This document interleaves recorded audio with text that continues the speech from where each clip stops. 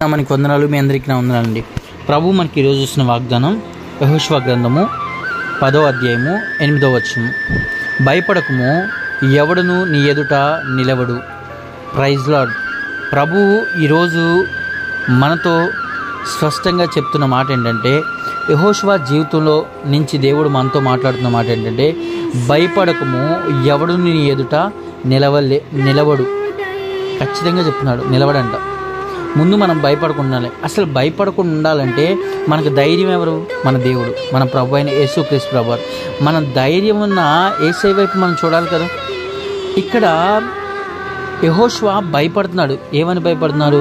Israel ప్రజల్ని నా నాయకుడు నడిపించాడు, నా నాయకుడు ఏ విధంగా నడిపించాడో ఆ విధంగా నేను నడిపించలేకపోతున్నా. నా నాయకుడు ఎంత శ్రద్ధగా, ఎంత బలంగా నడిపించాడో అది నేను నడిపించలేకపోతున్నా. నా వల్ల అవ్వట్లేదు.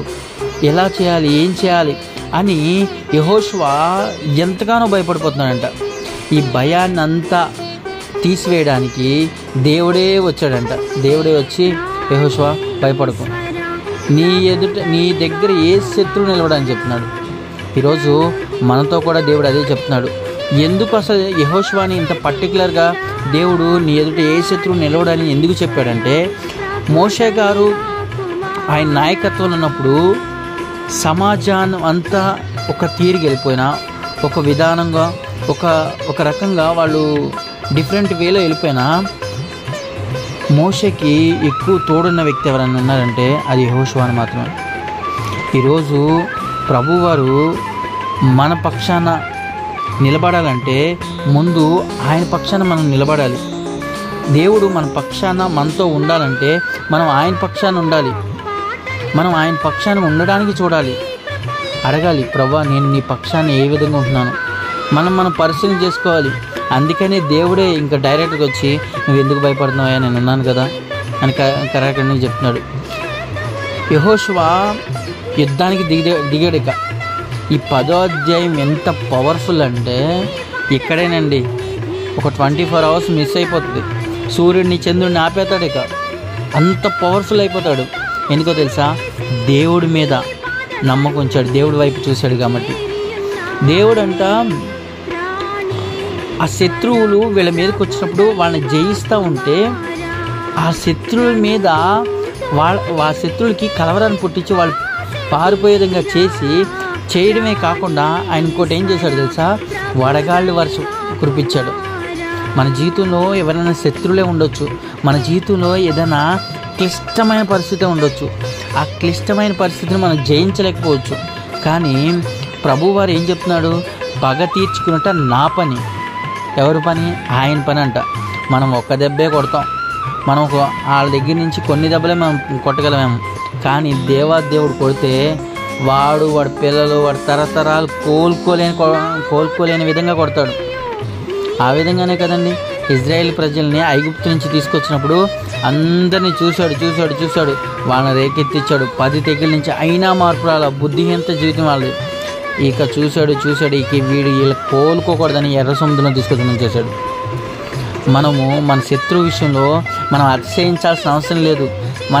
నా శత్రువా, నా మీద అతిశయపడాల్సిన అవసరం లేదు. ఎందుకంటే నా ప్రభు అయిన యేసుక్రీస్తు వారు నీ మీద న్యాయకర్తగా ఉంటాడు. నీ మీద ఆయన ఒక పగ తీర్చుకునేవాడుగా ఉంటాడు అని ఎప్పుడైతే మనం బల్ల గుద్ది చెప్తామో ఖచ్చితంగా ఆయన ఏం చేస్తాడు తెలుసా?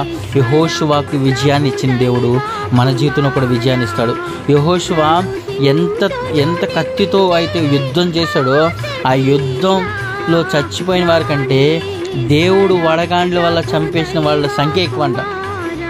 శత్రువుని జయించే శక్తిని దేవుడు అంత ధైర్యాన్ని ఇచ్చాడు. ఈరోజు మన శత్రువు ఏంటి? మనల్ని దేవుళ్ళు ఎదనకుండా చేసిన శత్రువు ఏంటో గ్రహించి ఆ శత్రువుని ఎదుర్కొనే శక్తిని ప్రభు అయిన యేసుక్రీస్తు ద్వారా మనందరం పొందుకుందాం గాక. అట్టి కృప దేవుడు మనందరికీ దయచేయను గాక. ఆమేన్. ప్రేమగల తండ్రి, ఘనమైన దేవ, కృపామయ, దయగలిగిన రాజా, రక్షకానికి వందనాలు, స్తోత్రాలు దేవా. ఇప్పుడు వరకు మమ్మల్ని ఎంతగానో కాచి కాపాడి క్షేమాన్ని ఇచ్చే ప్రభా, నడిపించి పోషించిన విధానాన్ని బట్టి దేవా నీకు వందనాలు, స్తోత్రాలు దేవా. ఈరోజు ఈ వాక్యాన్ని మేము చేత పట్టుకున్నాం ప్రభా. భయపడకమని సెలవిచ్చావు ప్రభా. నీ ఎదుట నీ శత్రువులు నిలవలేరని ప్రభా యెహోషువకు వాగ్దానం ఇచ్చిన రీతిగా ప్రభా మా ఎడలో కూడా ఈ వాగ్దానం నెరవేర్చిన ప్రభా మేము కూడా భయపడే వాళ్ళంగా, మేము కూడా చింతించే వారంగా మేము ఉన్నాం ప్రభా. నీ చిత్తమైతే అవన్నీ కొట్టివేసుకొని వాటిని జయించే శక్తిని దయచేయండి అయ్యా. నువ్వు ఇచ్చే అమూల్యమైన శ్రేష్టమైన ప్రభా ప్రతిదీ మేము పొందుకోవడానికి సహాయం చేయండి. అది మేము పొందుకోవాలంటే ప్రభా మమ్మల్ని మేము సరి చేసుకుంటున్నాం దేవా. పగ తీర్చడం నీ పని అని సెలవిచ్చావు ప్రభా. నువ్వు పగ తీర్చుకుంటే ప్రభా అది నెక్స్ట్ టైము మా మీద కానీ మా దరిదాపుల్లో కూడా రాదని సెలవిచ్చావు ప్రభా.